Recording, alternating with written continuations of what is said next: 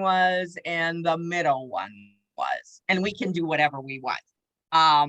So what I've chosen to do is go over GRAR functions, which are one of the things that so I mean there's classes for transaction desk and matrix, but people don't, you don't really have classes for most of the other stuff. So I thought I would bring that in for you.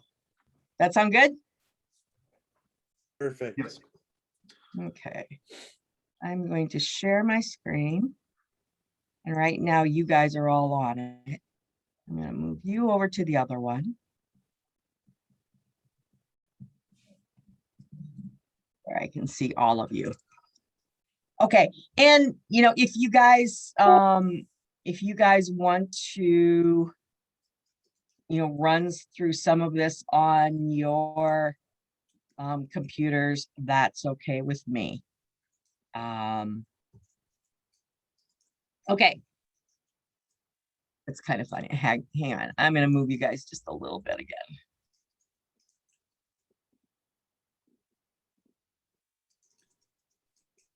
Okay. So this is your GRAR home screen. And one of the things I was trying to, it's like one of the things, like, what do we want to make sure that we get? And one of the things is profiles. And so you've got a lot of profiles within this one. The first one is here right on your GRA home screen. So, you know, if you don't have the information in there that you want to use, you know, go in, hit edit. And one of the things to remember is that your office phone number is also a fax number. So if you want to put a fax number in there, it's the same as your direct office line. Okay. And make sure you get your web page in there. And if you want to use your KW email as the email that you have on any of your listings, do that. Make sure you get your picture in there so that you're always staring back at yourself. And here, I'm going to make this just a little bit smaller so I can see everything. And when you're done, you know, make sure you hit update.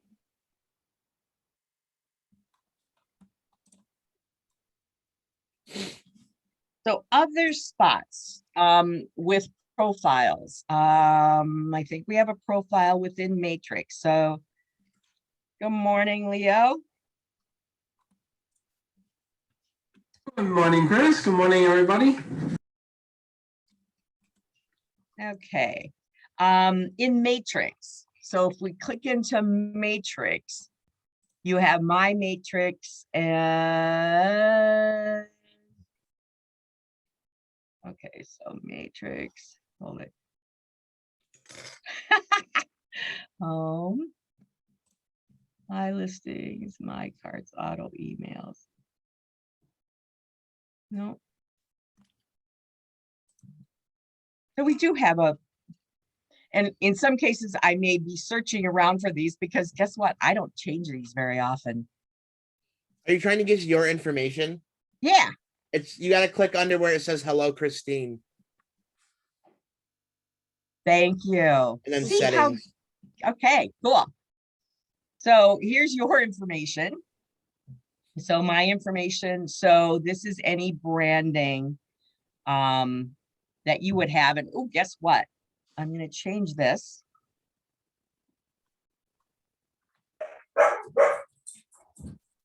You can see I haven't been here for a while. You're so mighty.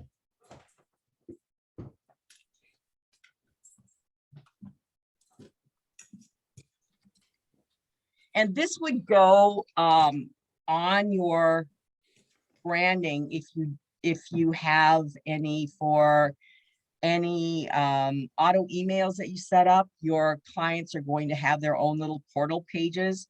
And so this is what they would see in that portal page. If you do CMAs through matrix. This is the information that's going to be there. Your email signature. So you're going to want to make sure that that's correct. And remember, your title is licensed real estate salesperson or real estate salesperson. Agent webpage, I don't use the web page here, so I have that disabled. But so, okay, another one of the spots where you have a profile. I mean, we have enough of them within the Keller Williams bit of information, but you have lots more in your GRAR and NAR, etc. Okay, so what else do I have? I'm going to go back to my GRAR portal. So showing time. So showing time is if you're planning to use this when you have listings to let people schedule showings, you want to make sure that your information is as it should be. And so you can click into that, edit your profile. So one of the things, you can set up your basic information, your default information. And one of the things that you want to do is to make sure that your mobile phone is identified as a mobile phone in here. And that will allow you to get feedback on listings and notifications for when appointments are requested via text. If I take this mobile phone away and I just say it's my home phone, let's just say, okay, now I'm going to save the changes to my profile. This option to do text messaging goes away. So I'm going to switch that back to my mobile phone. A couple of other things within here. So, as I said, you can set up your showing preferences. You want to allow agents to request appointments online. You can turn showing time off if you want to. I choose to use it. And my normal is in-person and virtual appointments. There's default appointment modes here. Go and show works really nicely if you have a vacant property that you're listing, because when this just basically says, yes, they can see it, within the time frames. They don't have to bother you nor your client to set up an appointment. So buyer's agent, you're showing preferences. So this is your information to for the showing. What is that preferences. showing voice option? Don't use it. Okay. It's awful. So it's a digitized voice that can call the people. It's really awful. Yeah, so turn it off. I was going to mention that. So showing appointments, I have the default for 30 minutes.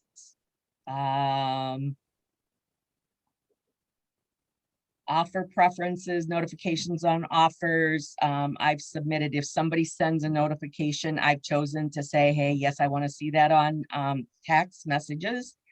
And I'm going to turn those back on again.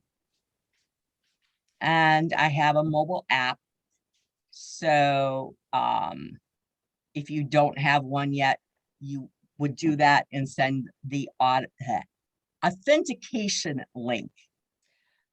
Chris, I don't have the notifications marked for text messages on either notifications, messages, or the MLS. So can you just explain those briefly? What are they? Should I have them checked off? Well, it depends on if you want. It doesn't hurt. It doesn't hurt. when an offer notification is sent. I can't even tell you exactly what that situation is. Notification on offers I have submitted. So often, well, sometimes agents will send you notifications, will send notifications to the people who have shown a listing to give them information. And this says that I can get it via text message, and the push would say that I could get it via my app. I'm going to add that on there too. And I would say, you know, just kind of turn most of them on. And then if you find that it gets annoying, turn some of the options off. But yeah, don't use showing voice. It's really, really, really awful. Then there are, so I'm going to save those changes.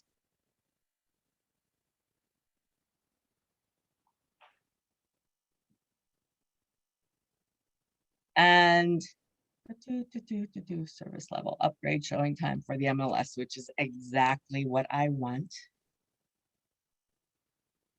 Listing setup, you can do your listings as you list them. Messages, okay, I shouldn't have any messages. Good. So some of the contacts, I don't typically identify my buyers when I make a request. I decided that that's not something that the other agent necessarily needs to know. Okay. Okay. So that's showing time. Okay.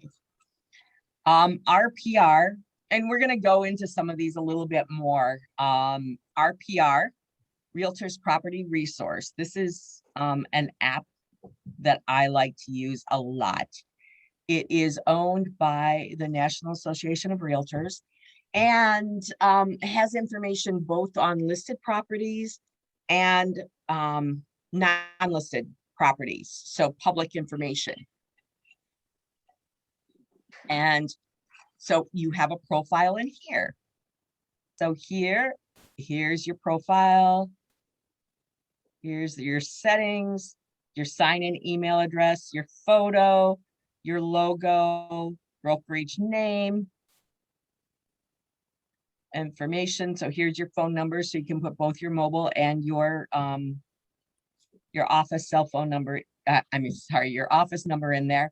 And then again, for your fax, you can put in your office number there. Email, my website. And when you initially set it up, you'll select your state, etc. Here's your license number. If you had an assistant, you can identify those users. I do not.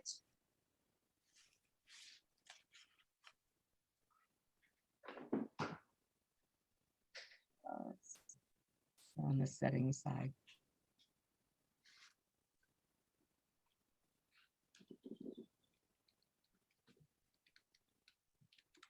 As it's taking ages to go through. Here, let me pop into another one.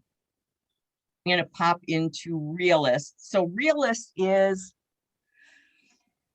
another one that has both public information, listing information. This is the functionality that will populate the information for your listings. And I'm doing a class on writing listings through transaction desk. Is it this week or next week? I think it's this week. I think it's Wednesday. And I can show you how how Realist will be used here. But here's it. Okay, so here's my settings. Reports, email signature. I never send emails from here, so I haven't created a signature. It depends upon what, how much you do with Realist. I typically use Realist just for searching and for populating my listing information.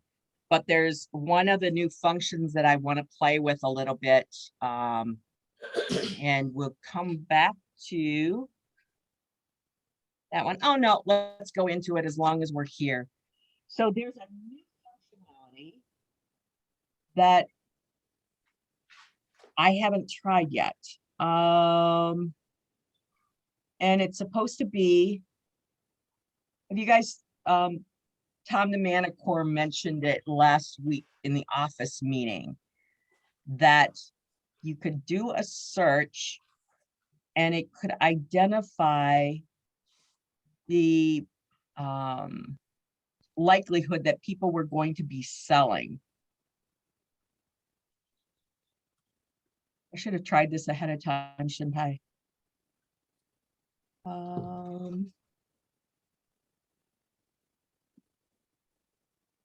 Let me do this. Let's search.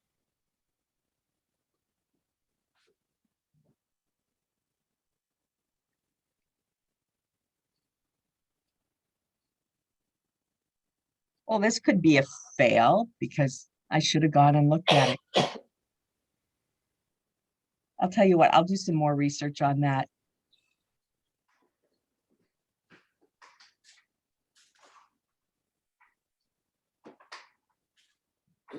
Or maybe we can find it right now.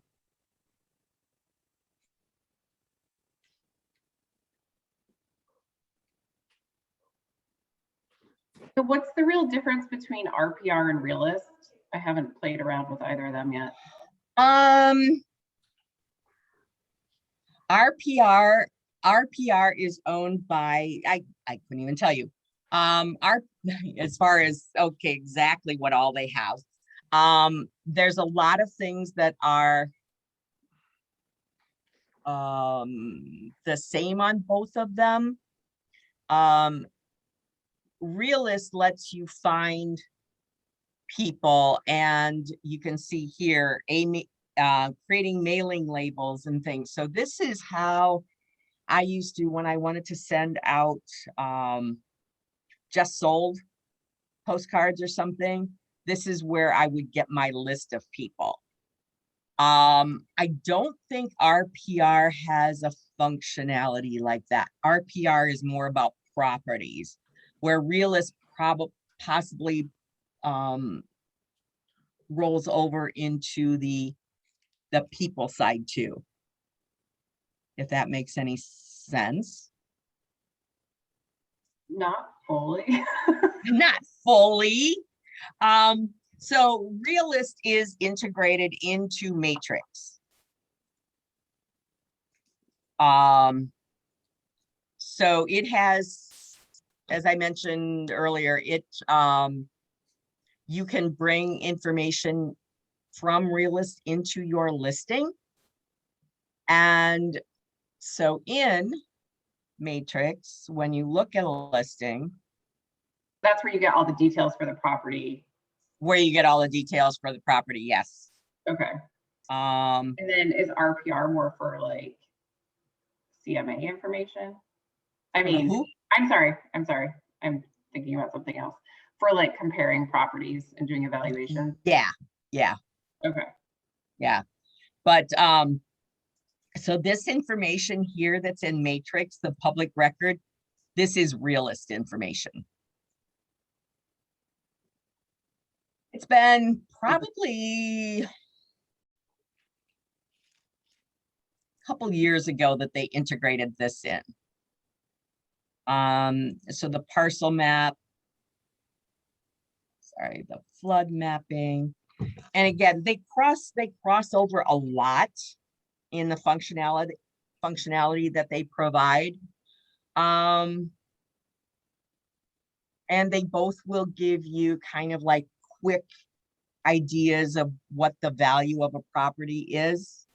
For that latter thing, I tend to use RPR. Okay. Thanks. And yeah, so here's this information is from Realist. So the public record there, and then it pops over. If you click that link, it'll pop over fully to Realist. Oh, and you can do comparables there.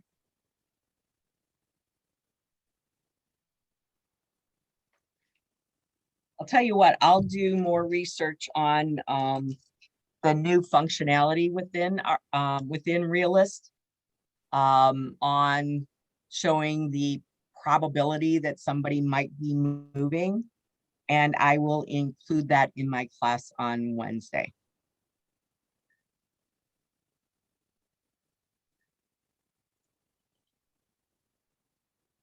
Okay. Else.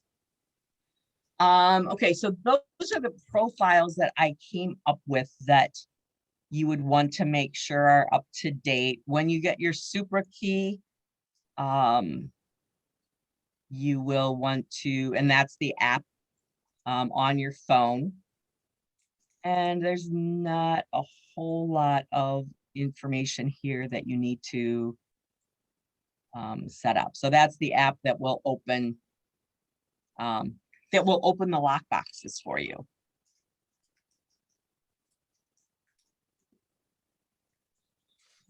Okay, within the Grar dashboard, this dashboard is customized specifically for you. Here's the profile. Here's my schedule. So I have, I'm going to the Monroe County Spring Update on the 19th, on Wednesday. So that's in my schedule. I am also part of GRAR's technology committee. And so here's my meetings for that. So you guys aren't going to see that same thing on your dashboard. If you signed up for a spring update, you're going to see that in your schedule. And then this is where you can pay your balances and see your past payments. You can donate to RPAC, the realtors. What does the RPAC stand for exactly? So this is the political. RPAC is Realtors Political Action Committee.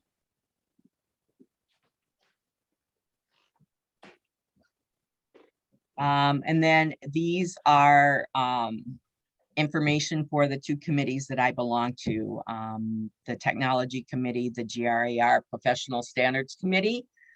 And so those are there so I can go and get the information. Again, you won't have those unless you have decided to belong to some committee. You will have them. Upcoming courses, so you can always see, you know, what's coming up. And then here's all these quick links to everything that's going on, including, so some of the things, new member guides. This is the Mortgage Bankers Association. Some of these I can't say that I've gone to a whole lot. Here's a direct link to the National Association of Realtors, to NYSAR, Data Co-op. Okay, so I'm going to say that's another thing that's kind of like Realist and RPR.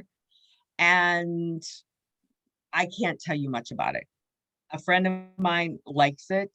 I took one class on it, and it's like there's too many ways to do the same thing. So I've kind of made a choice that when I want to look at properties and do CMAs, I'm using RPR for those. Your MLS rules are here. If you want to check out the contracts and forms without going to transaction desk, you can click right here and you will see all of the forms. So if you just need to say, go get one and maybe download it and print it, you can get them here, and it'll also give you the date that things were updated.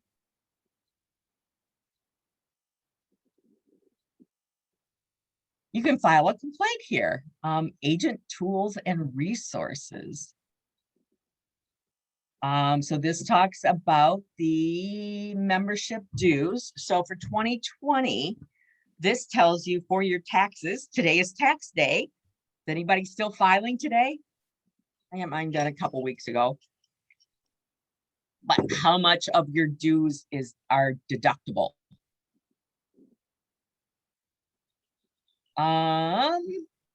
Market stats. So this is a great tool. So if you guys came to the office meetings, I believe, and this is what one of the things that Anthony was looking at. It's called InfoSparks, and this is such a great tool. I've started writing my own newsletter.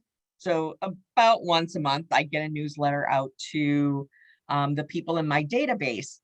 And I've been using this as the source for some of the information that I'm providing.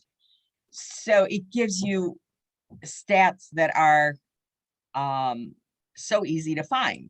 So entire Rochester region, that's going to be a large area. I believe that is the entire Rochester metro area, MSA, which is a set of counties that are considered to be statistically applicable to Rochester.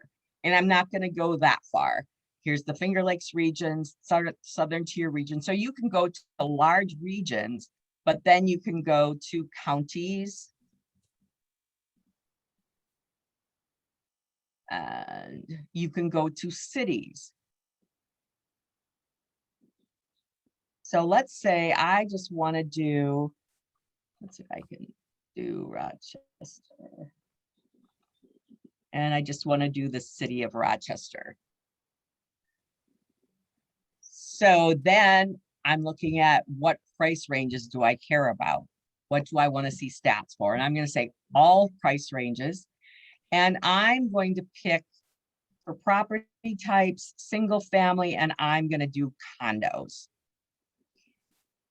If you want to drill down more, you can put in, what size for the purpose of the newsletters that I do. I usually do Monroe County, single family and condo and townhouse. I do all sizes, all bedrooms, and we can go to number of bathrooms. So if you want to get more detail, you can pick how long you want to have your timeline, your chart to go for. Look, so for us, I'm going to say, let's just do a year.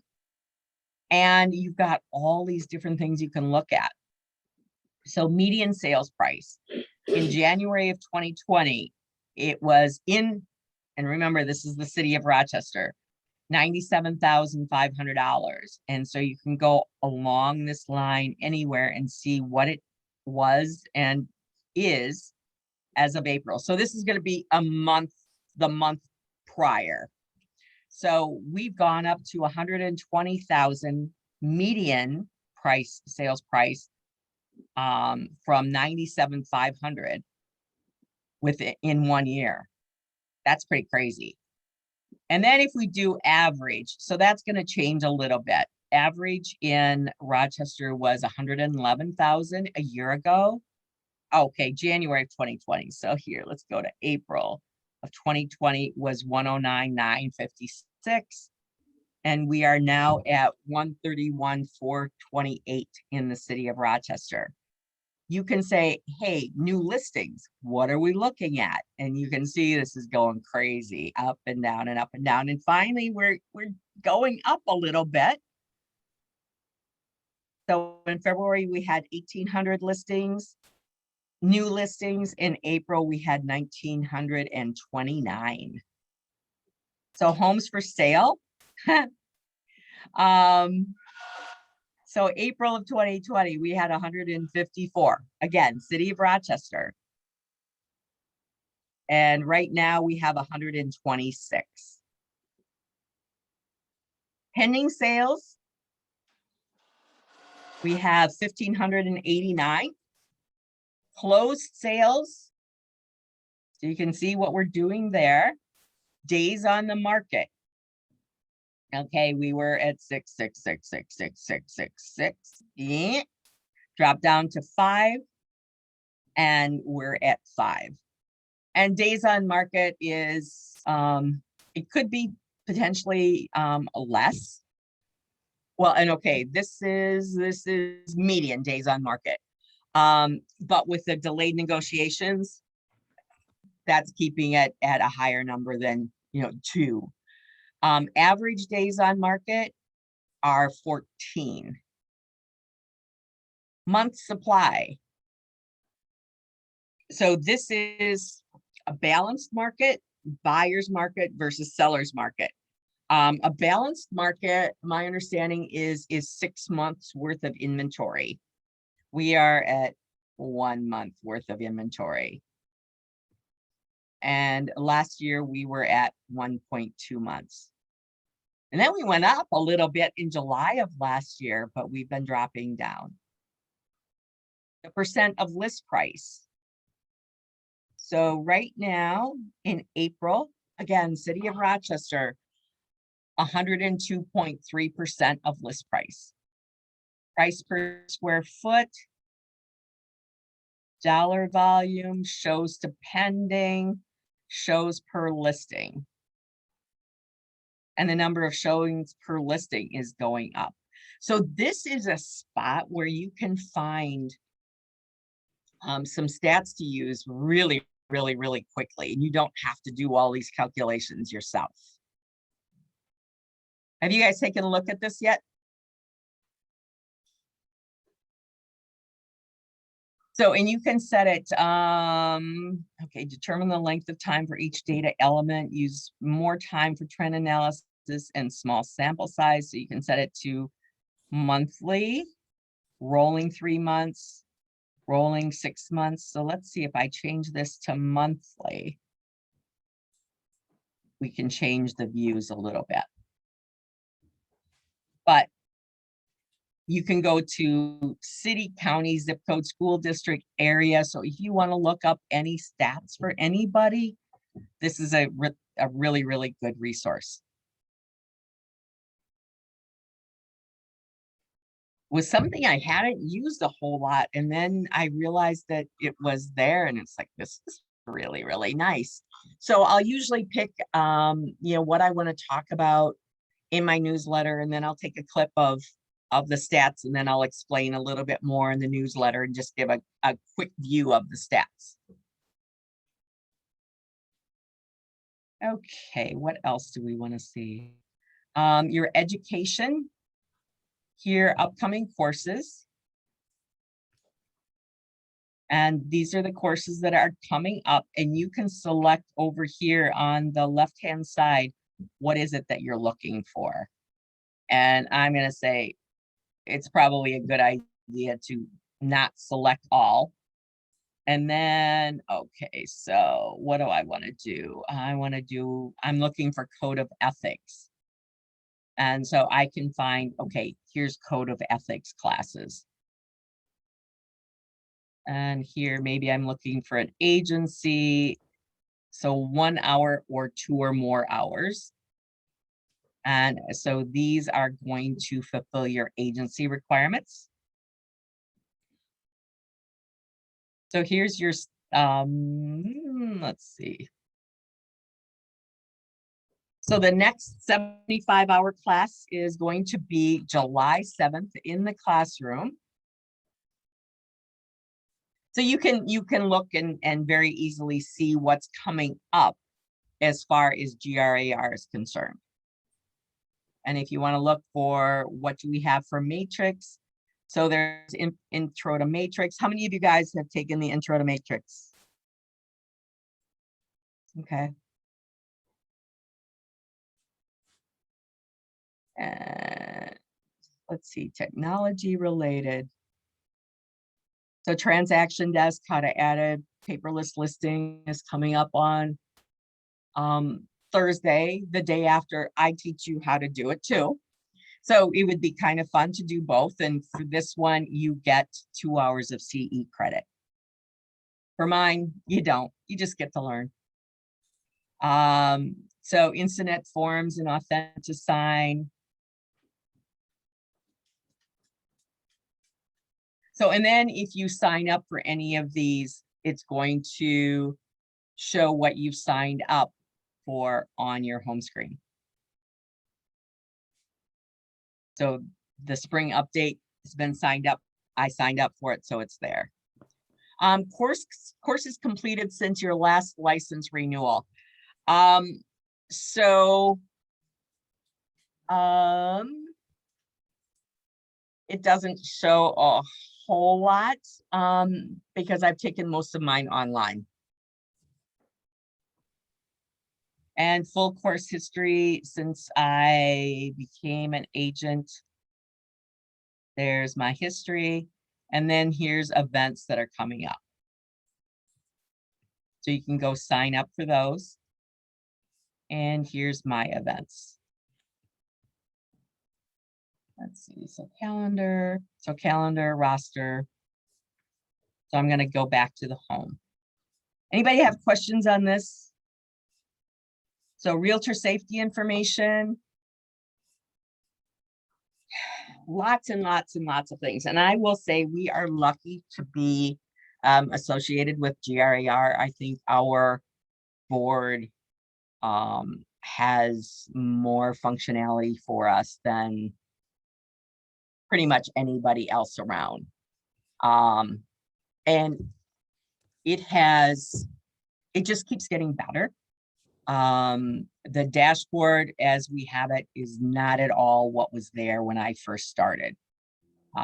It just makes it really nice to work and find things. Okay, so here's a contact GRAR, get involved so you can sign up for stuff. E-Access New York, so this will go to your New York State. And what does that one say? Okay, so this is Women's Council of Realtors. I belong to them too. Okay, so some of the other things in Matrix. Some of the things a lot of people don't realize, there are links to lots of things that you might be interested in. So, okay, transaction desk, you can easily get to that. RPR, HUD. So this goes to the HUD home store, where you can search for, these are for foreclosed properties that are foreclosed with government-backed loans. So such as FHA, VA, USDA. And in order to use this site, you have to have an account. And in the know, in the third party accounts, there is a file on HUD, and you need to have the office's NAID code. I don't know what NAID code stands for, but so when you register using our code. So links to all of these things that you saw on the homepage. But then there's a whole bunch more. So City of Rochester building and zoning. You know, people might be asking, okay, what can I do? What are the zoning rules? Preservation districts, property info system. And so this is where I go to look up City of Rochester taxes.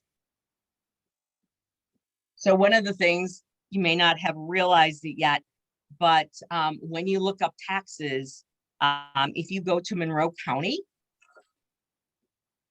and you say, okay, I agree. Let's go, okay, look at my house.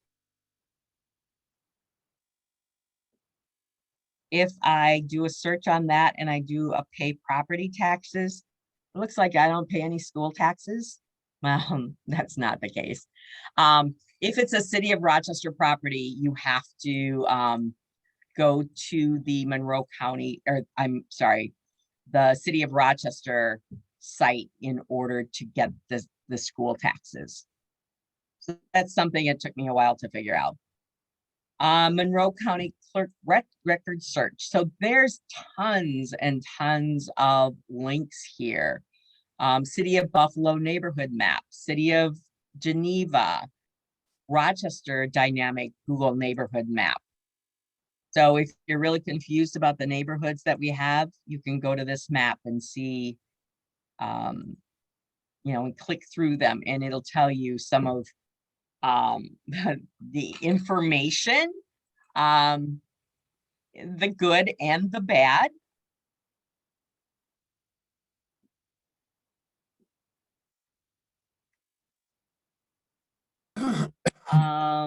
Okay, GRAR member portal. Okay, that's where we just came from.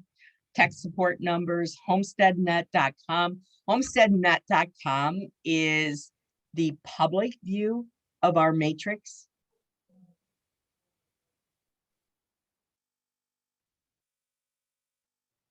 So this gives them access to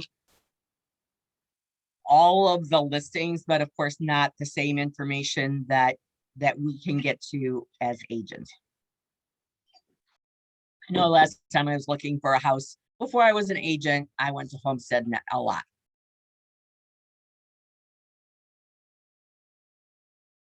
So just know that those are there. There are calculators here. So for home financing, how should I refinance? So some of the questions that people might ask you, you might be able to find answers here. And in a lot of cases, okay, home financing, since we're not licensed to do that, it's probably best to refer them to a mortgage professional. But this will give you some background information. Sellers estimated net proceeds. So you can do a calculation in here. There's also a seller's net sheet in our In the Know sales and marketing folder. It's actually the one that I use. It has 5 different columns, and it gives you an overview of this is how I use it.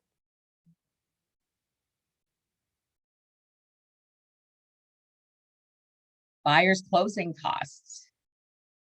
So you can calculate those also. Market reports, inventory counts.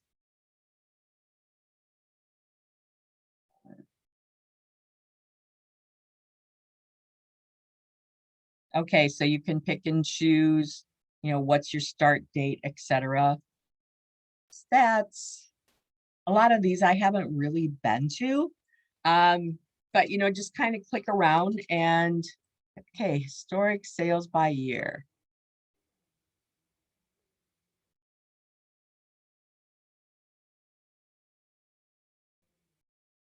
Time frame is from January 15th to December 2020.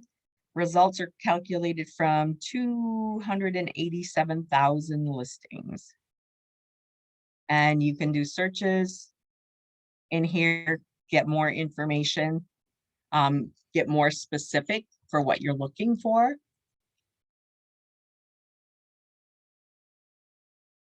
So here's Realist from Matrix. As I said, Realist has been somewhat integrated in with Matrix so that we can easily get to it and use the data from it in Matrix.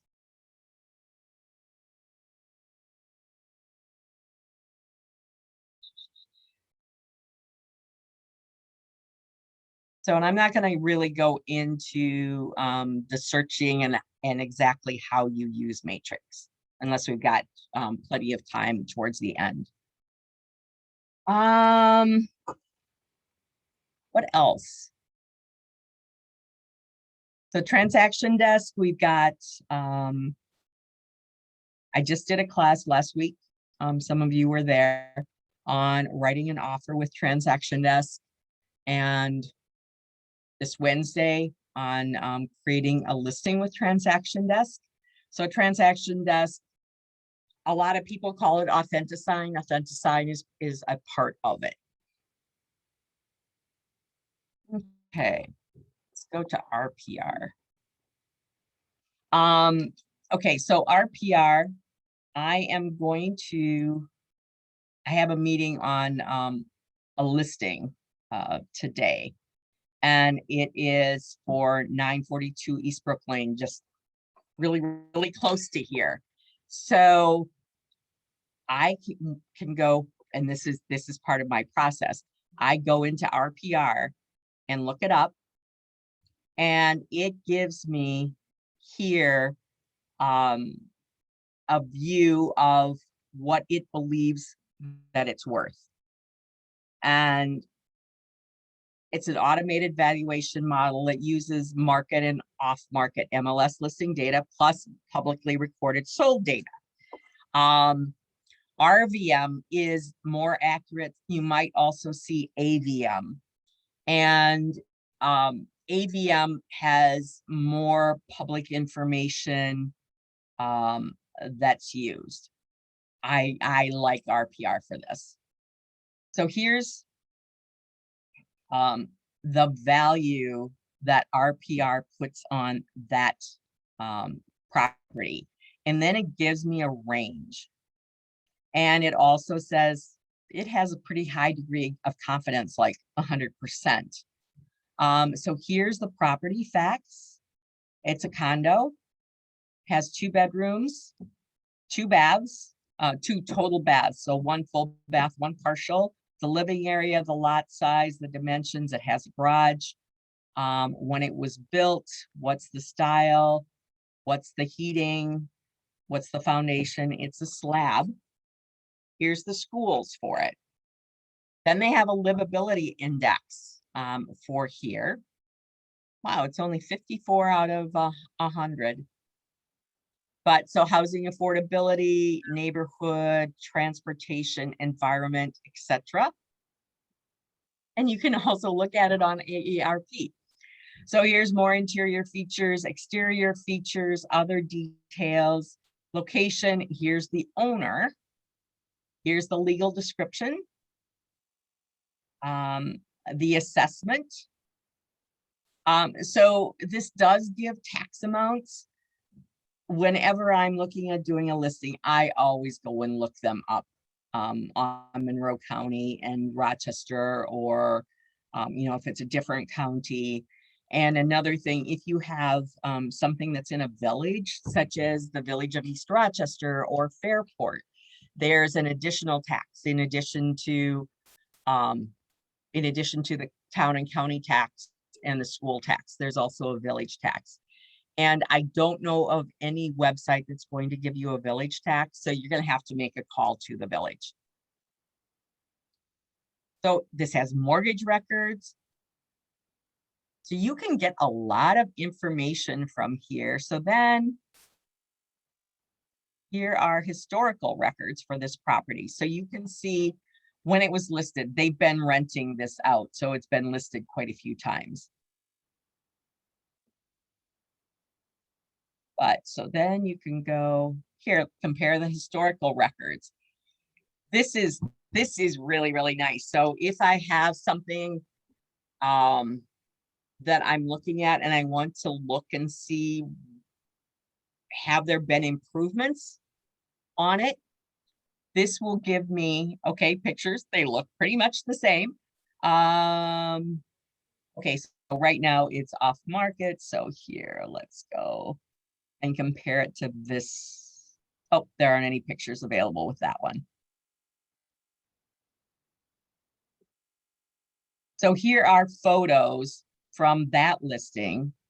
So you can look through them, and then you can look through here and say, has anything changed? So it gives you a nice side-by-side view.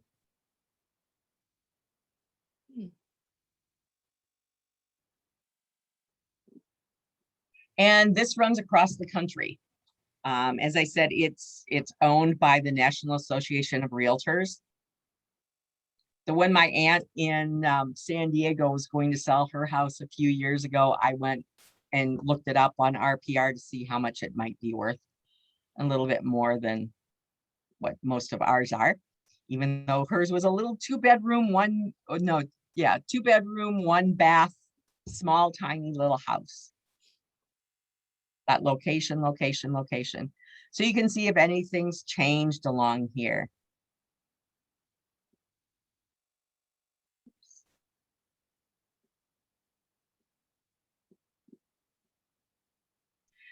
And then, okay, so here's history, here's charts.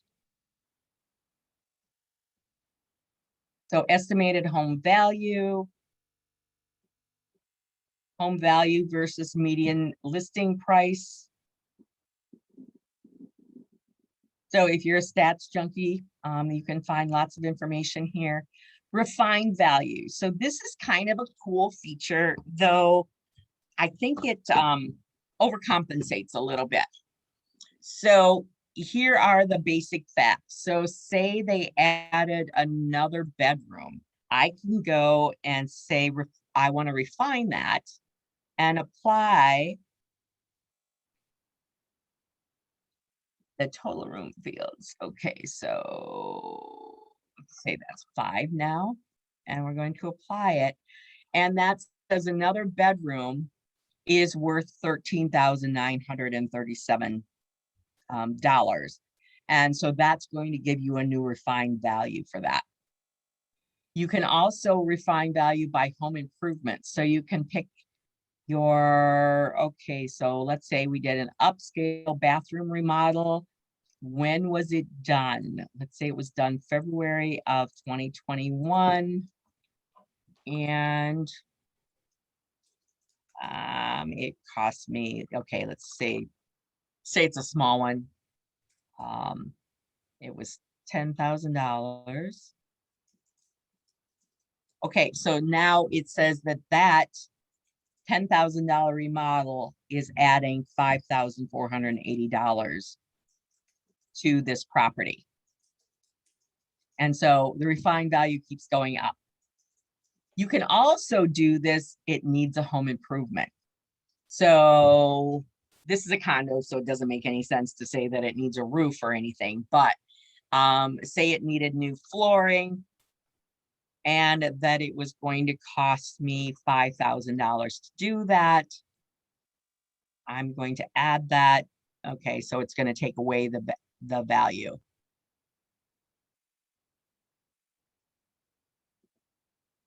And then you can also refine the value by local market conditions, exterior conditions, etc. And let's see, I'm going to reset values to everything back to where it was. This is also where I do my CMAs. So comparative market analysis.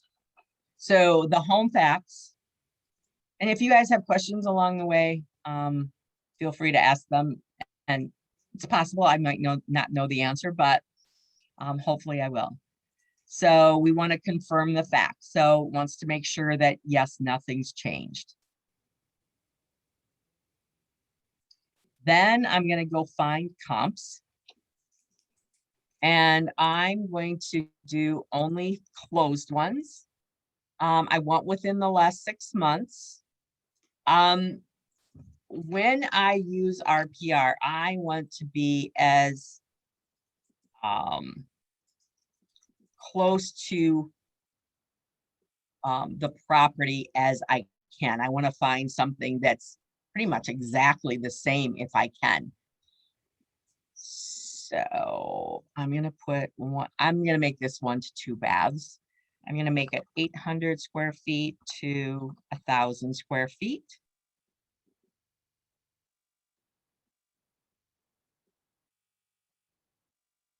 And then I'm going to, okay, so year built, that's okay. And I'm Chris, going to you're hit still, search. this is just in the matrix, right? What you're in right now? No, Or this is RPR. This is RPR, okay. Yep. Yep. Good question. So it went and found these properties in the map that I had selected. And I can go and I can look through them and say, okay, so this one just closed December of 2020. Do I want to add it to the comps list? Yep, that sounds pretty good. This one. Here, let's go add that one. And sometimes depending upon how detailed I want to get, I may go and look them up in Matrix to get the bigger pictures and things like that. But I can go click on here on details and it'll give me a little bit more information about this. So let's just say I'm going to, oh, nope, that one's smaller. Let me go grab those.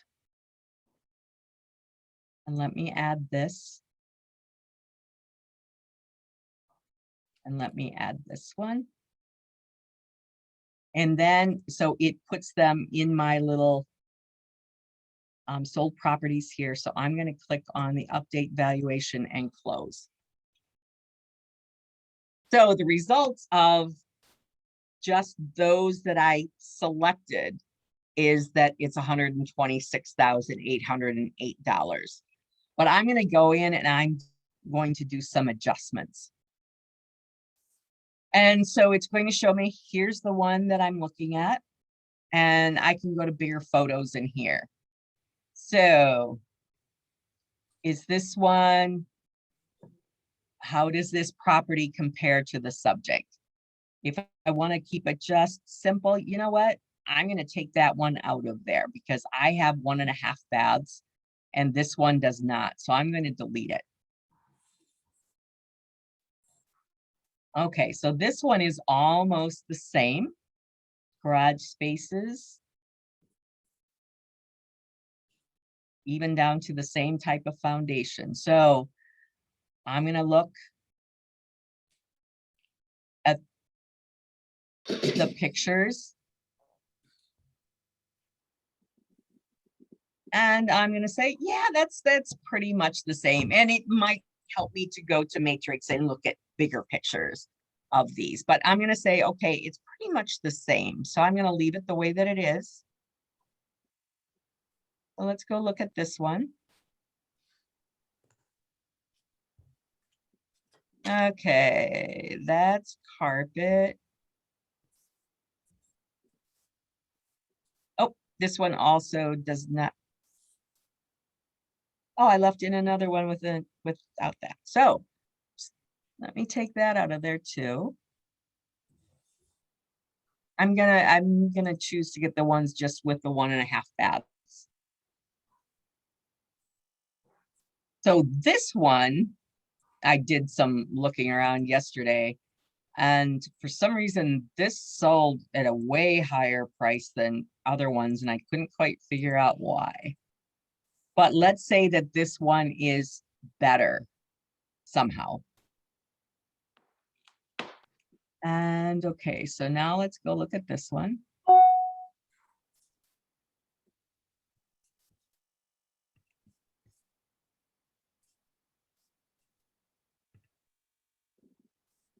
Okay, that looks pretty good. This one, the one I'm going to be looking to list, has new vinyl flooring in the last couple years, has new windows. So let's go look at this one. What's going on here?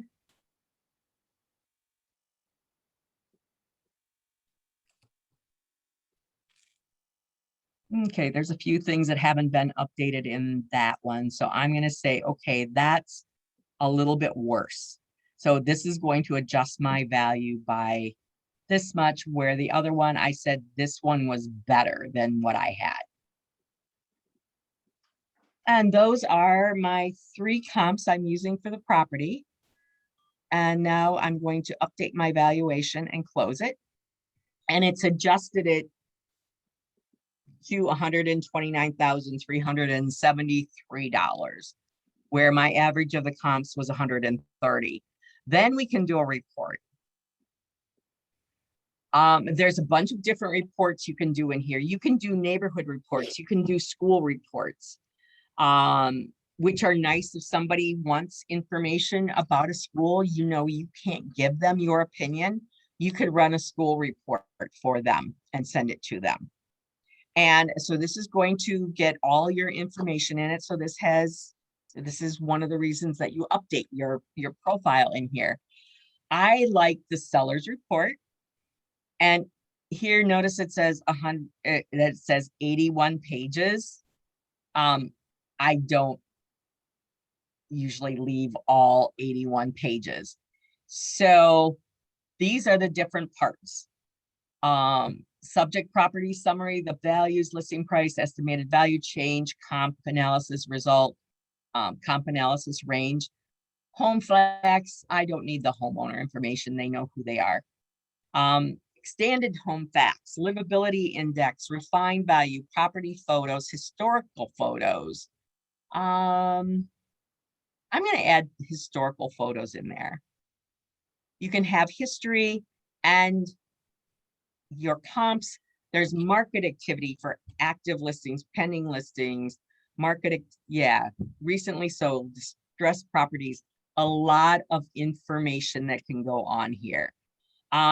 I choose not to provide all of that to my people, but what's fun, what you should do is when you first go into this, do a report with everything in it so you can see what they're talking about for all of this. So I kind of take the view of, if I don't want to explain that to my client, or it's not something that they really need for this or whatever, I just don't put it in.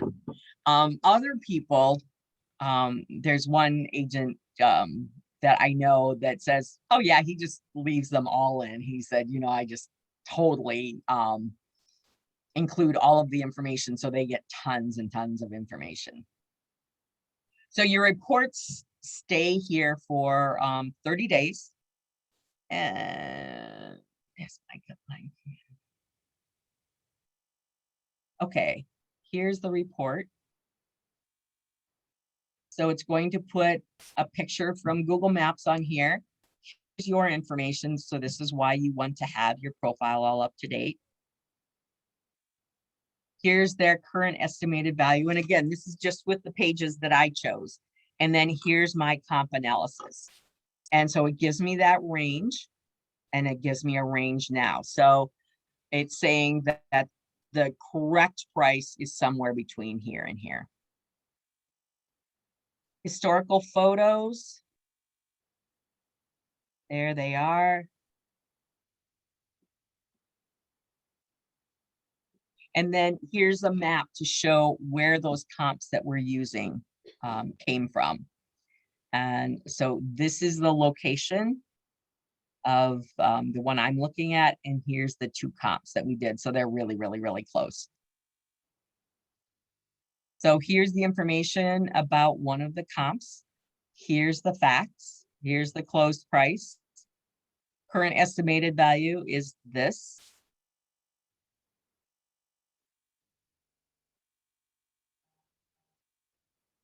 And then 50 Eastbrook closed price was 130. There's that one. So that's the information that I've chosen to leave in this report. And this is a report that I would either print out or send to a potential client.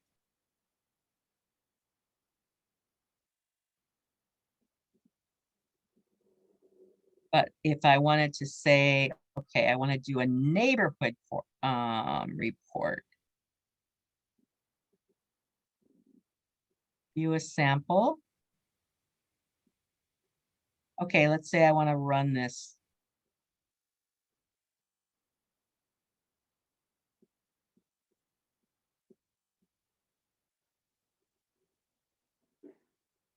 And so here you can select what elements on your cover page that you want to include.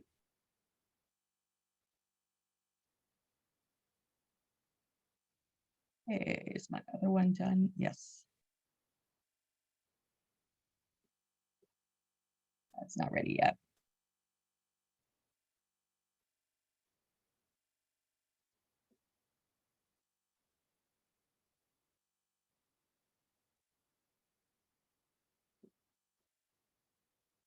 Have any of you been into RPR? You looked at RPR?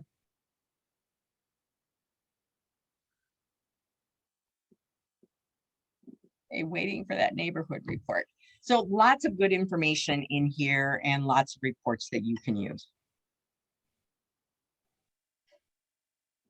Just waiting for that to finalize.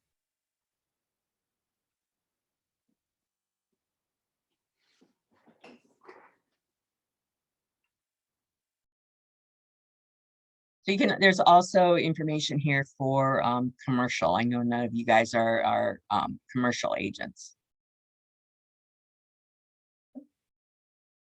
So here's that neighborhood report. So if you want to give someone a report on neighborhoods, median listing price, price range of homes sold, price range, et cetera, et cetera, et cetera, et cetera. People and stats charts. So population of 14618 is 24,000. Rochester is 208,000. Monroe County is 744. New York, USA. Okay. So you could provide this information to your clients.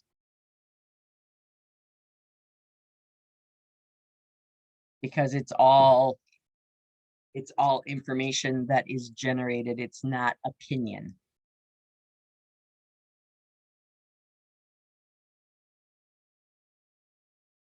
And again, you can choose which pages you want to include in there.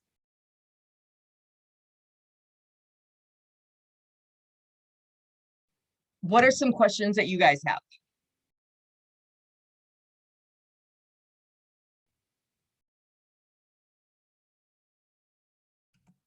So I got a question, Yep. kind of. So basically, are there any like profiles that are like the most important that need to be set up?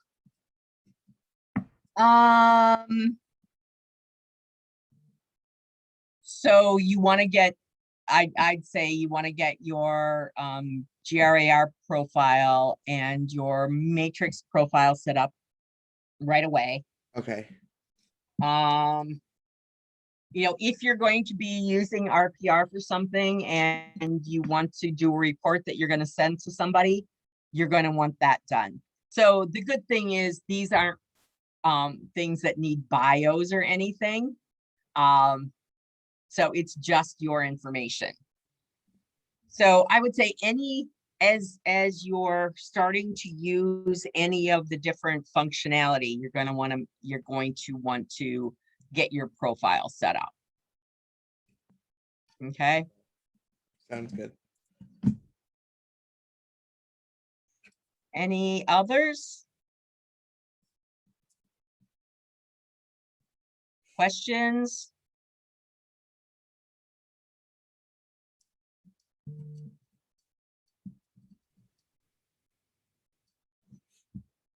Things you guys have used that that you think are cool?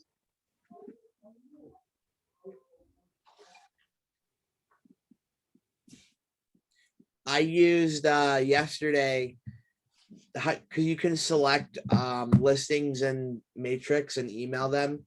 Mm-hmm. One of the people that I met at that open house, I sent them a couple of other listings last night, and I thought that was Okay. pretty cool. Yep. Yep. Did you just send them a couple of listings or did you set them up on a search? I just went in and then I searched multifamily residential, and then I just clicked them and then added them as a contact. So that's probably just a couple listings, right? Yeah. Yeah. Yeah. Yep. So with matrix, okay, let's go into matrix a little bit. Here's your search, so you can pick what you want to have as searches. So you did a multifamily, right? Yeah. Okay. And you can pick, do you want active? So continue to show is automatically checked. I always uncheck it because I don't care. Then depending upon how detailed you want to get. So if you have a certain village or town or school district or neighborhood, depending upon what's important for your clients, you can pick that. So I put Rochester. Okay. I did Rochester, and then I did for price 150 to 180. Okay.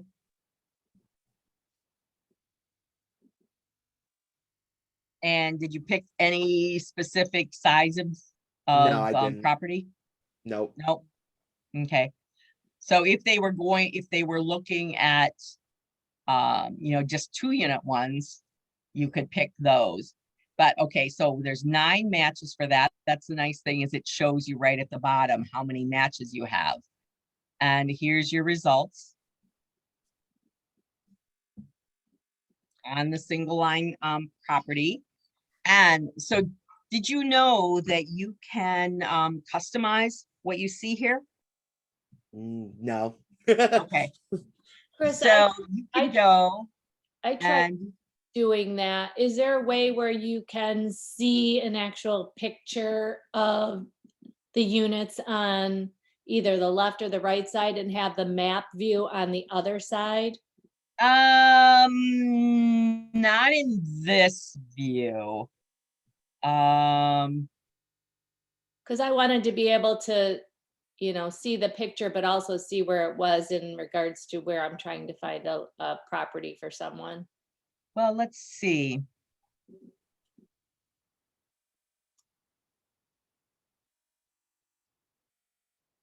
Okay, so that's Realtor Full, Realtor Preview. So here we have pictures.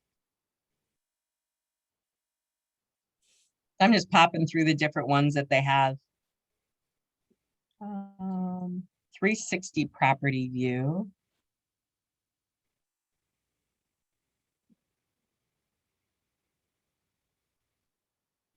And I don't know of a way to change what you're seeing here. You can add columns to your single line view. Here's a photo gallery.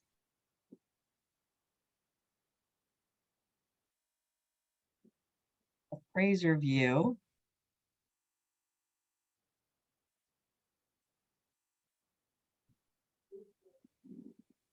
Oh, agent single line with photo. See, I want that view, but I want the map on the other half of the screen.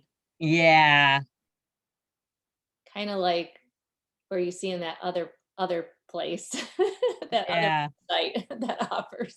Let me see. Let me see.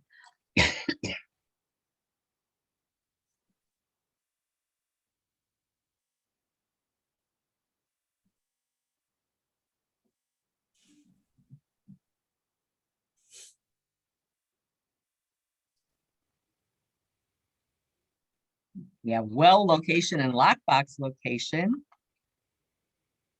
Tax map. That's the tax map number.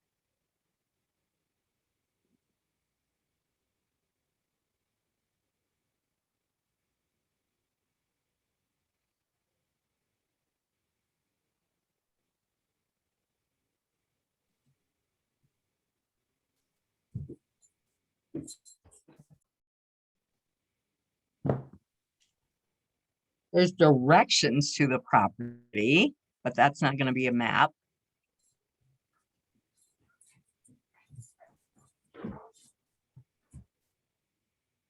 So Chris, do you know the Pomponios?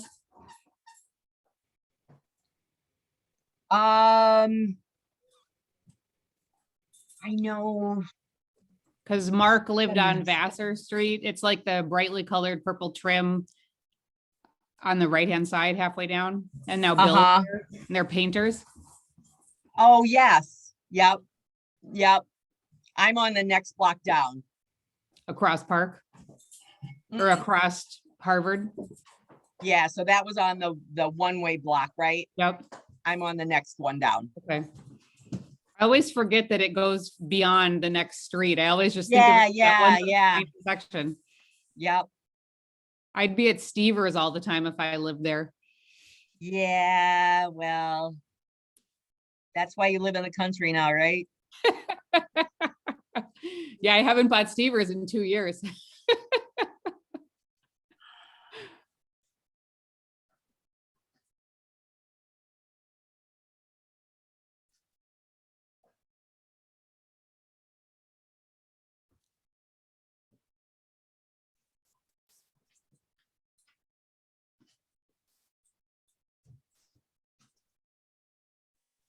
So this matrix system, if like, say a house sold off, not with an MLS listing, it would never show up in here, right? It's only things that have gone through MLS. Correct. Okay.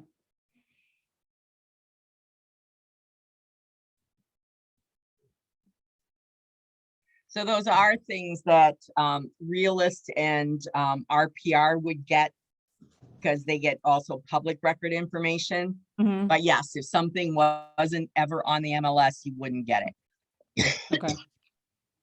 So Kristen, I don't think you can get that map, Okay. but so this is, so you can insert columns, you can move columns, you can remove columns. So if I want to move that over to a different spot, I can do that. And then I can save those. So I can save what I just did as a copy. So it's now in my list of things that I can easily switch to. So some of the things I've done, so I have a sold info one. Well, and okay, this doesn't make any sense because they're all active. But if I go and say I want to include sold ones, this is good for if I want to kind of double check and see what's been sold in the neighborhood or not.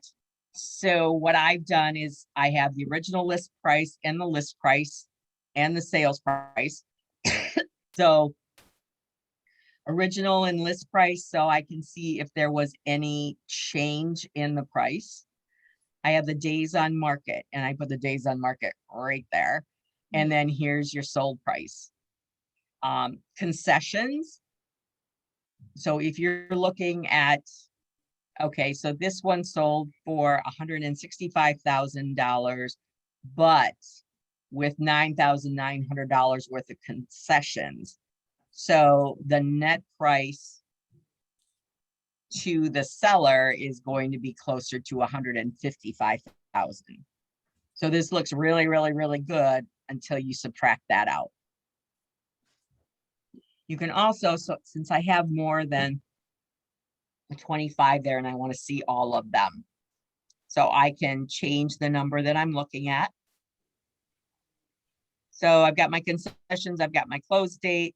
Okay, beds and baths don't really come up in the multiple properties, garage space, square footage, year built, assessed value, what type of a sale, style of residence. Okay, that's not going to show up in a multifamily either.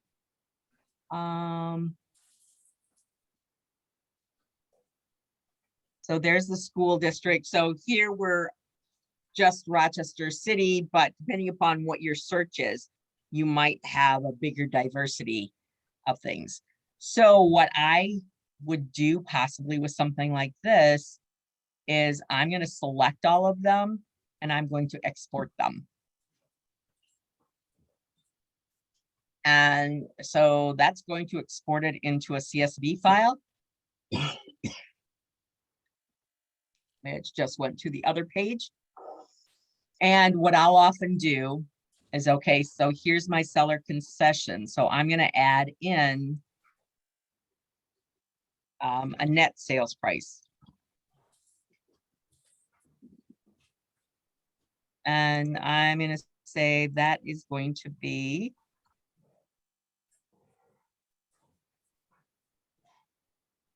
minus this guy, but then I'm going to run it through all of them.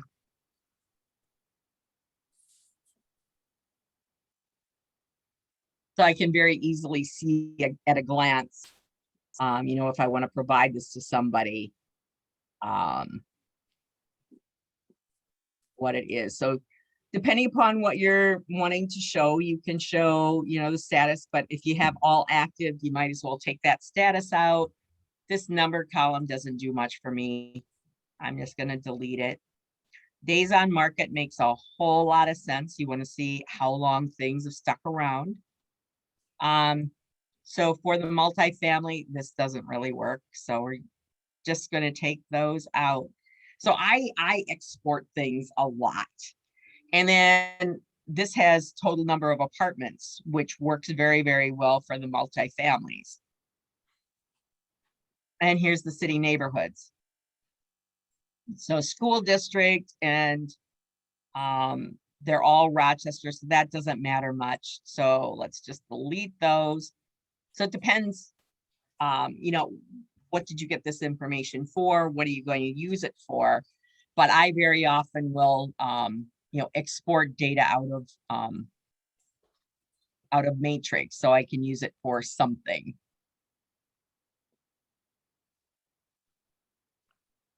Chris, when I'm on the home page of GRAR, Mhm.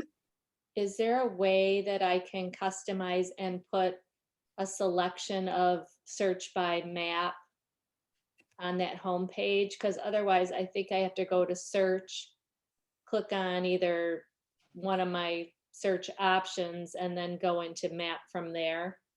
Okay, Matrix or GRAR? I'm sorry, Matrix. Yeah, so my home page of Matrix Okay, gives me like Market Watch, news alerts, hot sheets. yep.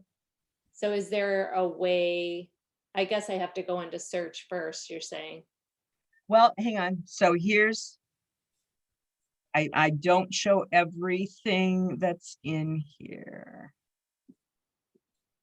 Okay, so I have on mine hot sheets. You can do favorite searches if So you want, if you wanted to set up a search for yourself. yeah, like under, if on the main page, GRAR, you know, up at the top, you got my matrix search. Can I add map view or map search under that search column, that drop down? Yeah, that one. Yeah, no, It doesn't give you the option to search by map. not until you get into the search. Okay. So you're talking about being able to do this, right?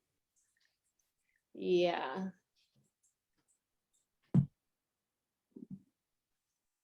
So when you jump to map, that's, those numbers are just giving you within like the Syracuse area, there's that many houses for sale. Yeah, so it depends on how close you come in. Right. So, I wonder if there's a way from this page, once you're in maps, if you can see a listing of what's on your screen, maybe results. okay, so, yeah, okay, so there I've got 181 of 4340. So I didn't actually put any criteria in there. But here's the results for that. Okay. But if you had some specific criteria that you wanted to use, say maybe you just want Monroe County. Or maybe let's say Monroe and Wayne counties. So we can go to the map here or up here at the top. And it'll show you what's listed. And then you can click on those and go to the listing or go to the realist record for it. So if from this little square box that you have popped up, Yep. like I wanted to see Bed Bath and maybe acres, can I customize that to see acres on the pop-up? No, Okay. I'm gonna say no. So here's your lot dimensions. Really where you can customize things is on your, just your single line views. Okay. You can add or remove columns there. And then on your home page, you can decide whether you want to see, okay, I'm gonna take away my e-property watch. I don't care about that. So I can I can have a search box right here. Listing, nope, open house. And then anything that you don't have on your homepage will be in this additional section. So if you wanted to add it again. So you can modify this. And one of the things I like is recent portal visitors. So once you started sending out automated searches and whatever, you want to see, is somebody actually looking? And so you can move things around. So I could put my carts here. So carts to me, do you know about carts? No. I love carts. So carts are, say, somebody says, I'm interested in this house, this house, this house, this house, this house. And let's just go say here, let's go to our active listings and say, hey, I've got a client that wants to see this one, this one, this one, this one, and this one. Oh, actually, I can't do it with that way. Okay, so let's just go do a search. Residential, single family.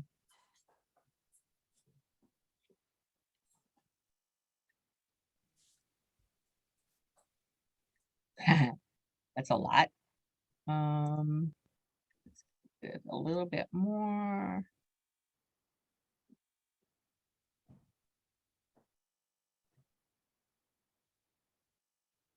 Okay, so now I've got 121 matches. So I'm gonna say, oh, and let me take away that continue to show, that nasty continue to show.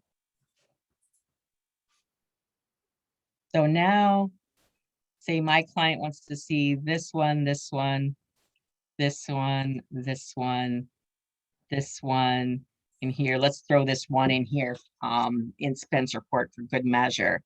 Then I can say, okay, I want to go to carts. And here, let's just add this to mine. But each of my people can have a cart assigned to them. And so I'm going to add those to a cart. And then what I see is these are the listings that my person wants to see. And if I go to my home screen, I can easily see, here's my carts and here's that one. So one of the things you can do here then is, okay, so I want to see what my directions are going to be.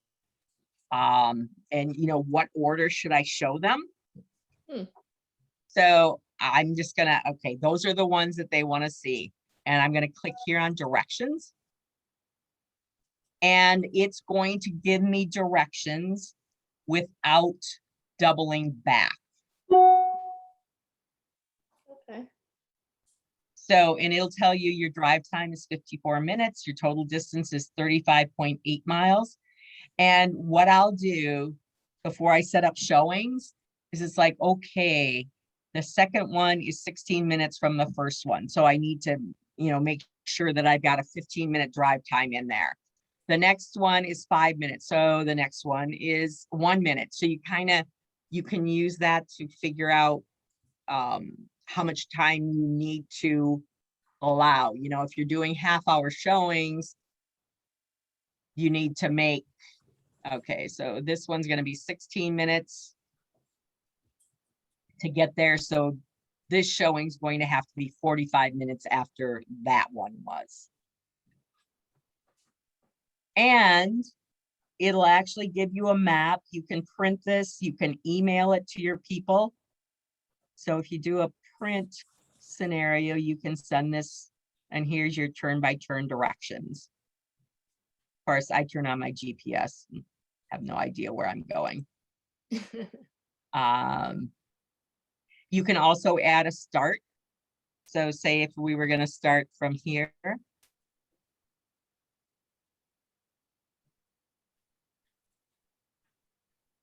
You can find that. And now you can see, okay, so now my starting point is going to be here. And Come here, bud. then you can see, okay, so now I want to go do directions again. And so here's my starting point. The first one's going to be 19 minutes from there.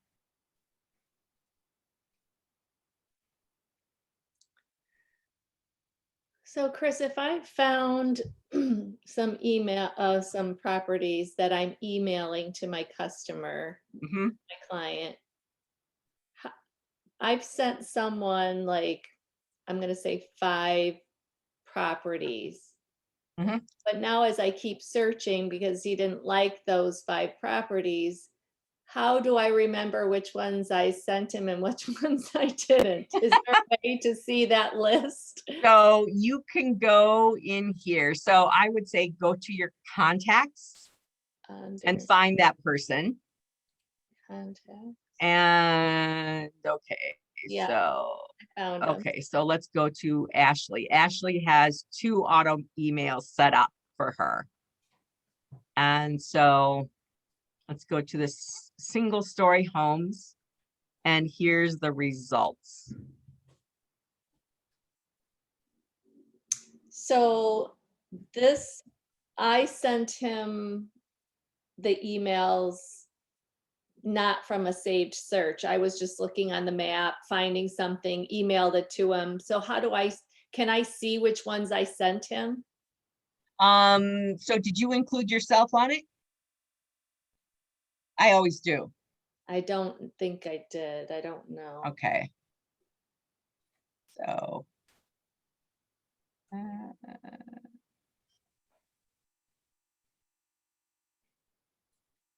Okay. So if I just say click those, hit email, Yeah, see here, blind copy me a copy of this message. yeah, So if you put yourself on that, you're going to get an email too. okay. And then would I be able to go back to that My Matrix contacts and click on myself, you're saying? No, it will be whoever your contact was. Okay, so let's go here. Auto email, cart, sent email. So where, oh, is it? It must be in a different Contents. screen. I went to Okay, contacts yep, and then find your person. I found my person. Oh, okay. Okay, Sent email. yep, Okay. That's what I was looking for. okay, good. Perfect. Because I'm like, oh, I don't remember if I sent him this one. And then you look like a fool if you keep sending him the same one. Yeah. So that's one of the things also that carts might help you with is Right. put them in their cart and then email those. Okay. Now I only have 2 in here, but I know I sent him more than 2, but okay. But at least that's helpful. Oh, so Yeah, cards. Okay. yep, So I could add all the ones that I sent him in a cart for under his name, right? mm-hmm, And then I can easily go and see the 10 houses or whatever that are in there. right. Okay. And see for like a listing type scenario, if you've gone and done a search to say, these are the ones that I'm kind of using as a comp for around the neighborhood or whatever, you can do a cart that way too. Okay. Used to be in the old days, we had one cart. And when we updated to Matrix, we had carts on a person by person basis. And yeah, that's a wonderful thing. Okay. What other questions? What other things have you guys been playing with and you're not quite sure how it works?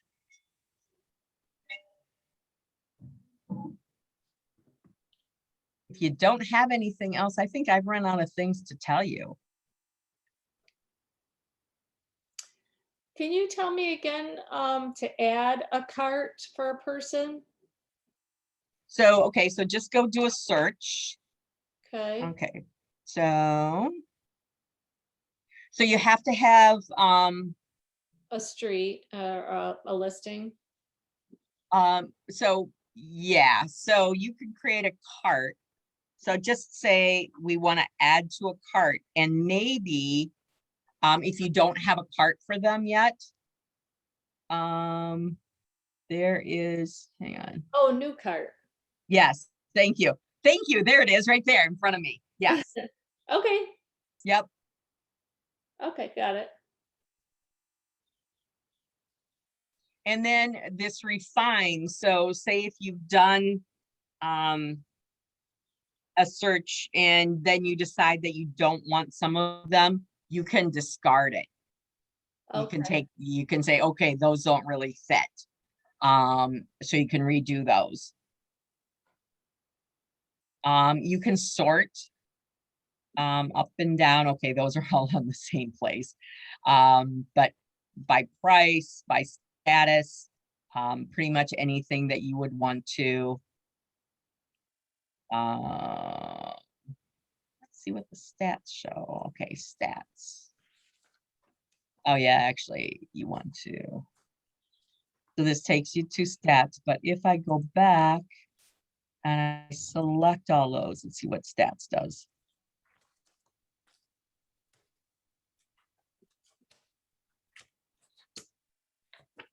So stats is going to give me a view of those that I have selected. Never used that function before.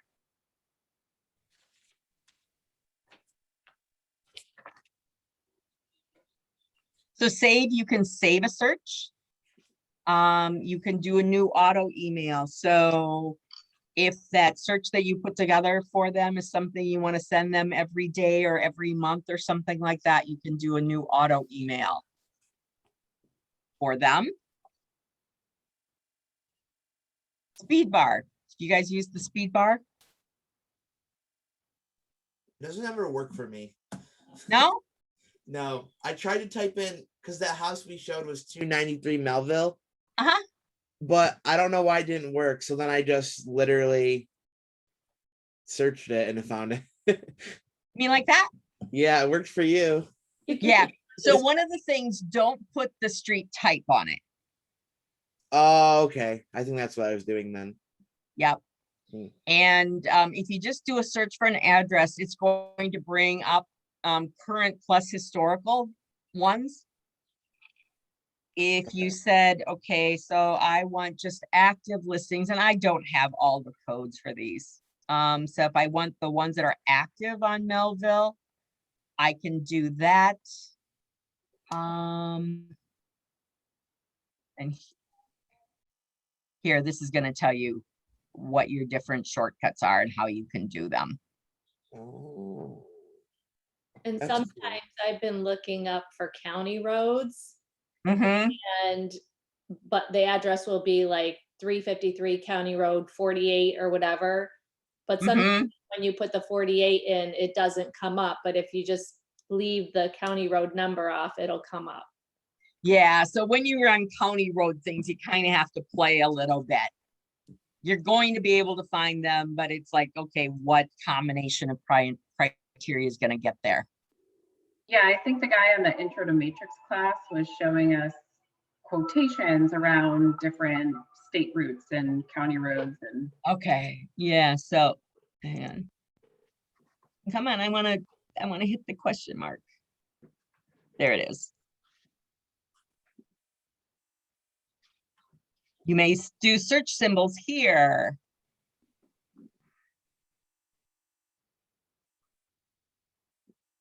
Okay, with the word lake in the street name, except for property. So you can go crazy with this if you want to.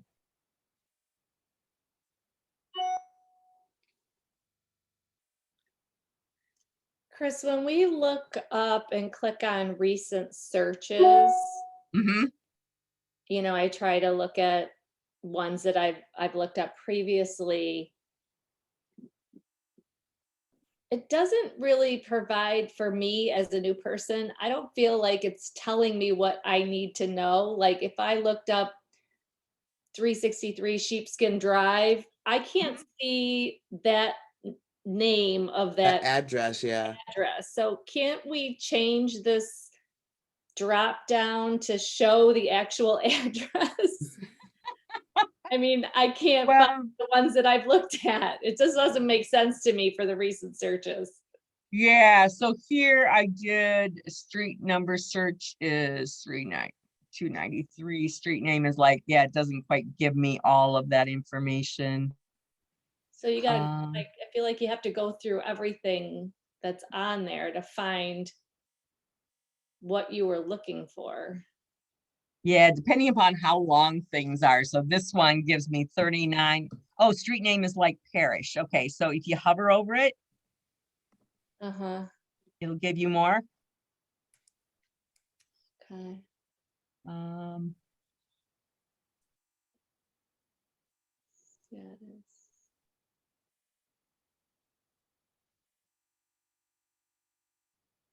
so that gives you the exact criteria that you used if you hover over it. Property. So go over it. Yep, so just hover.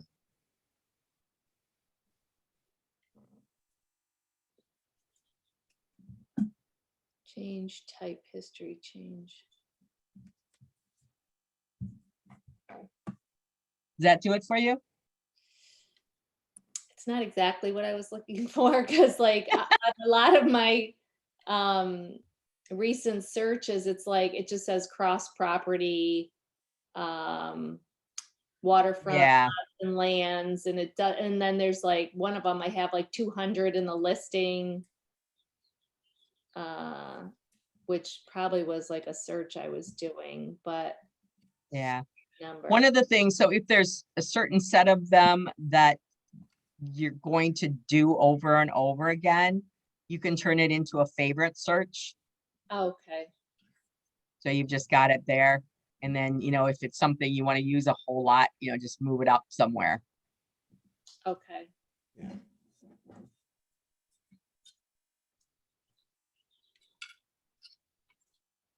You were showing us something in for property lines. Was that in Realist? Because I think I at one point, I don't remember which one it was in, but I looked up my own house because I wanted to see what our property line was.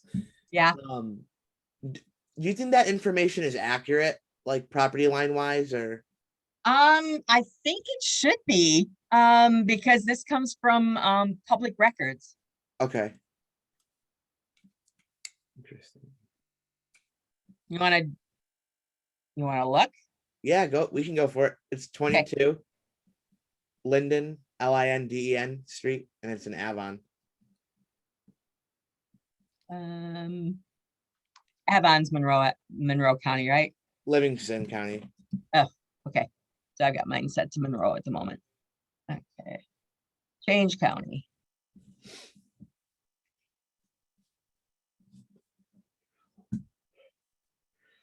There it is. I was gonna say, why aren't these in alphabetical order? But they are. They're just, you have to go side to side. Okay. Livingston. Yep. Try to save regions again. Doesn't want to go there. No.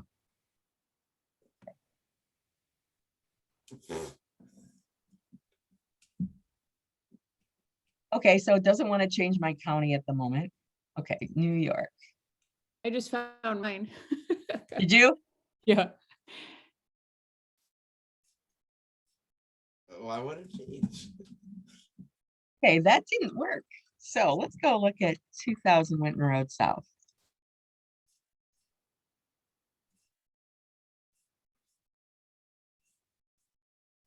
It's not liking anything that I'm doing at the moment.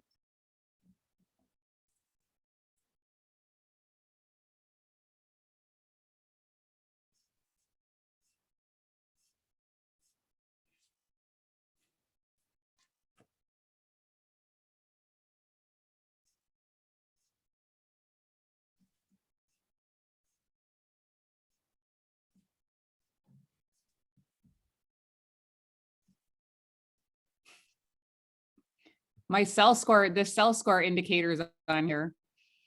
Two of Where do you these. see it? It's like once I looked up my property on this Realist as I'm looking through it, and I got down after the property information and features, and it says cell score indicator. Mine is 430, which is low. Okay, can you do something? If I stop sharing, can you share yours? How do I do that? Hang on, let me stop.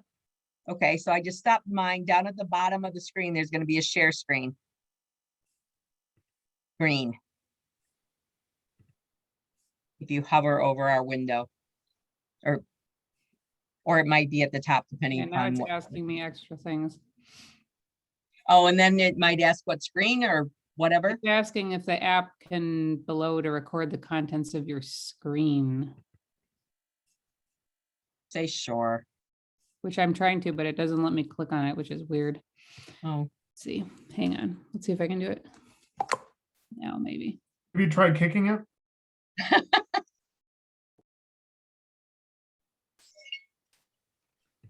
All right. Zoom will not be able to quit and reopen. Hang on, it wants me to quit and reopen Zoom. So I have to leave the meeting and come back to be able to do it. that's crazy. Yeah. Okay, never mind.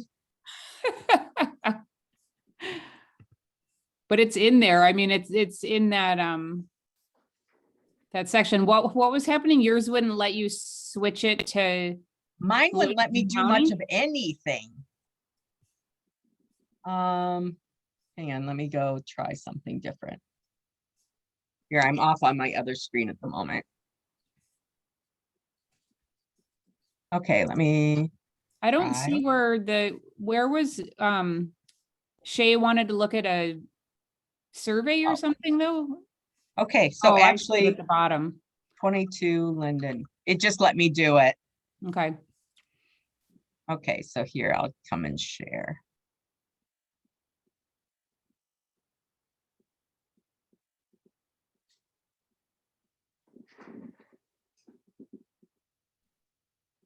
Guess it didn't like the way I was getting into it. Okay, so.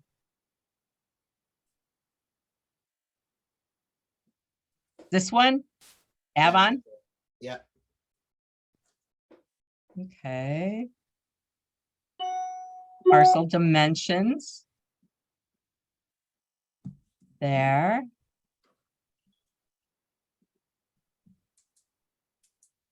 So I think if you look at the report, because I think that's what I was looking at, it'll show you that score about Okay. probability.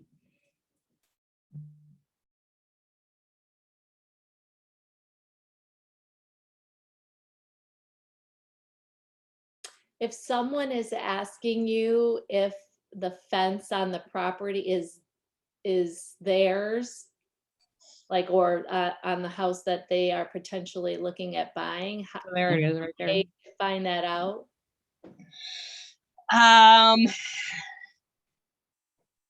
It's probably going to be on the deed, Okay. that hopefully they know. Shouldn't they have a copy of a survey too from a previous sale that you Right. should be able to see that on? True. Right. Okay. Yeah, so the survey, I mean, during the sale process, one of the things that's gonna get done is the survey is going to be updated. And that should have it. Okay. So yes, nice, okay, thank you.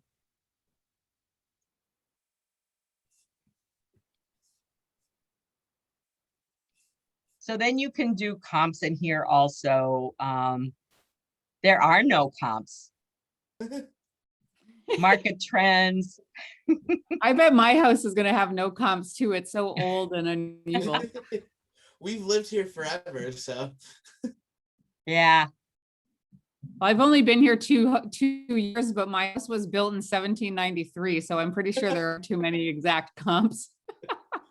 yes, yes, yes. So you just kind of have to decide, okay, what are you going to make to be comps? So assessor map. So here you can download the map. So that's the assessor for your county. Uh-huh.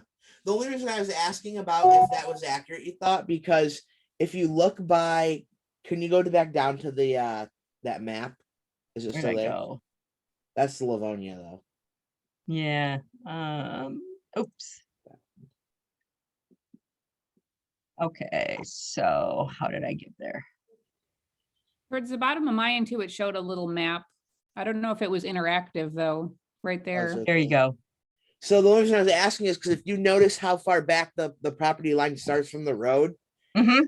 we have these huge trees that are by our road, and we tried to get the town to come out, and they were like, "Oh, I don't have a tape measure to measure how far," because we don't want to pay for them if they're the town's trees. You know what I mean?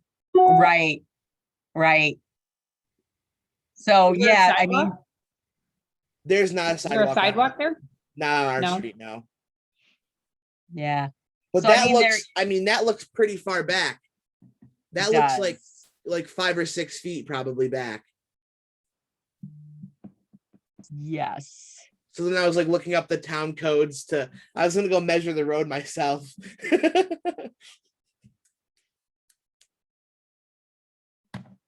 I was looking to see if there was any way to go to a different view of that. Yeah, because there's got to be some setback for your property from the road. Right. Because I looked it up and it was like the town code is it's like 32 feet or something in total width that they own. So I was like, okay, well, I'll measure the road and see how long the road, like how long the road is or wide the road is, Mhm. and then just subtract that from the total amount that they own, and see, but because they were being stubborn, but Mhm. because the trees are right by power lines too, so it would cost us a fortune to do that. So I know here in Rochester, if you've got power lines and things with the trees, the RG&E will come and trim around them. So out here, I just did this because my drop line coming from the power on the road to my house is touching a pine tree on my property. They will only trim the branches around the tree. If it's touching your drop line, they won't top the tree off, which is totally annoying because now I have to pay someone to cut the tree down, which is more expensive, and the conditions have to be perfect, for them to go so close to the electrical line, because the electrical line is literally touching the tree. Yeah. Yeah. So So the in power Livingston company will trim Right. the stuff to save their lines, but they Right, We our won't. want the neighborhood, whole right. tree gone. We want it Yeah. gone. They're not going to do that for you. It's a Yeah. it's a walnut tree, and they keep falling on our cars. They're in our Walnuts are- neighborhood right now. What'd you say? I hit my son in the head once. Yeah, I just wanted them to cut like the top two, like third or half of the pine tree off so it was below the line, and they were like, no, Yeah. we can't do that. Mhm. But even this goes pretty far back. That's 247 feet. So Yeah. that's crazy. That's pretty far back. That's like a couple blocks in this neighborhood. Yeah. Okay, what else? That was good. It got me to go into Realist from a different view or from a different way, so it actually worked. I'm not quite sure why it wasn't working for me before. Anything else? If not, I'm gonna give you an hour of your day back. Was this helpful? Was this good? Definitely. Yes, but it's definitely stuff that we're gonna have to go over on our own. Because Right. Yep. how much are we retaining? That's Right. Yeah. So now, again, of the existence of some stuff and that there's Yes. a lot of information available to you with what GRAR brings you. some So, great stuff. just kind of go click around. There's probably, the information that you're looking for is there, or it might be in 2 or 3 or 4, 20 different places. Yeah. So kind of pick your favorites, for doing CMAs, comparable market analysis. There's You can do them within Matrix. You can do them within RPR. You can do them within Realist. You know, so I've chosen my favorite is RPR. So that's how I always do them. And if you ask me how to do it in Matrix, I'll probably say, oh, well, I'm pretty stupid about that. So, you know, kind of play around with them, decide, you know, what tools you like the best. And, you know, just click around and see what's there. There's tons and tons and tons of information available to you. So Chris, since this is our last Ignite class, what can we kind of expect now? Like when, like, as far as like when we'll get our mentor and things like that? So have you ticked off all of the things that you're supposed to do? I believe so, yes. Okay, okay. I would get in touch with Rick Visca and let him know that you're all done with that. Okay. And you've done your disc assessment, right? Yep. Okay. I believe that's all you need to do before you get your launch partner. Okay. Okay. Yeah. Chris, do I need to bring anything with me tomorrow other than my laptop? And you don't even have to bring your laptop if you don't want to. Nope. All right. Thank you. You're welcome. Thanks. Yeah. And hopefully I'll see you guys on my class on Wednesday. Making a Yeah. listing, that's fun. It's the second half of last Wednesday, right? Yeah, yeah. So it used to be that I did them all in one and it was kind of long. So I decided to split it into each part. Is the Okay. new agent check-in with Kim on Wednesday? Yes, I think that's Wednesday. Yeah, I think that's right before it. I think that was 2 to 3, maybe. Yeah, let me look. Yeah, I've got it 2 to 3 in my calendar. Yeah, Okay. yeah. So if you guys wanted to, we could, I'd be happy to do it in a conference room I'm and down. come on in. You want to do that? I'll comb my hair for the occasion. Yes, yes, that's very important. Are you talking about for the one at 3 o'clock? Yeah. All right. Yeah, I can try. I don't know. I have to either pick up my kids early from school or make them walk to their grandma's, but I'm sure I can do that and show up at 3. Okay. Well, and come in at At the meeting on 1 Wednesday. o'clock for the new agent check-in. All right. I'm So sorry. that's what? going to be in person.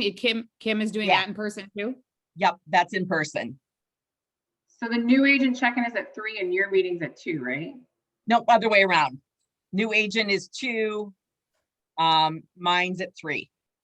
Okay, because I'm at the office meeting Abby at noon, and then my kids, I don't think I can do the 3 o'clock. You might as well move in there. Megan.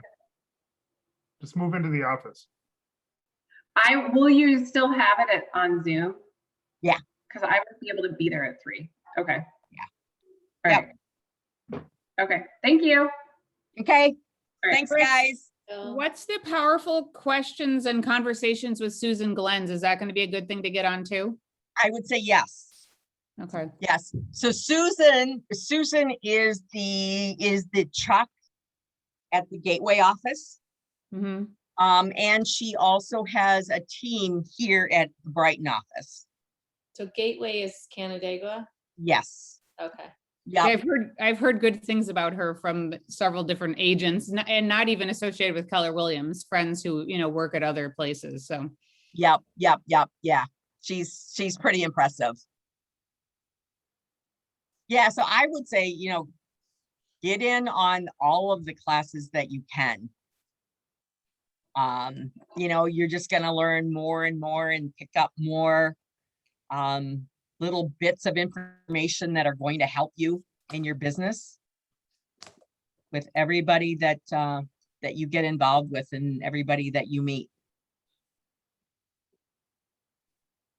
So yeah, bring your laptop in, do that because that's on Zoom, and then come to Kim's new agent check-in.